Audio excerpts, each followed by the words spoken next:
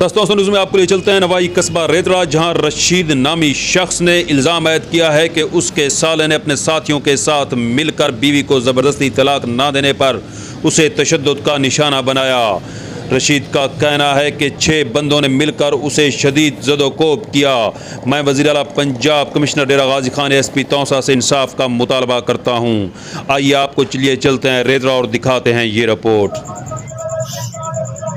मैं जुल्म किया गया। मैं कल थाने भी बैठा रह गया, आज ही बन के बैठा रह गया, मेरी कहीं नहीं सुनी। मैं गरीब हाँ, मैं फकीर हाँ। कल मैं को कुटेंदे रह गए बोला, मैं ना भिड़ते रह गए होने समय मैं पुनराई है मेरे थाने चो। मैं फजर दा बन के बैठा, मैं को मगरब थाने बैठा रह गया। मैं कुछ काट छोड़ी ने वत्ती मेरी कहीं नहीं थोड़ी। मैं गरीब हाँ, मैं फकीर हाँ, ना कहीं ना भिड़ सकता ना कुछ कर सकता। मैं किथा वजा भी मैं को खतरा है। बद्दी कड़ा मैं हाथ बद्दी कड़ा, मैं माफी मंगता। मेरे नाल कोई थी वे, मैं गरीब हाँ, मेरे नाल जुल्म थी। आप कल दा मैं कल दा चाहो गैन मजदूरी करना पे हमें उठा हो कना है।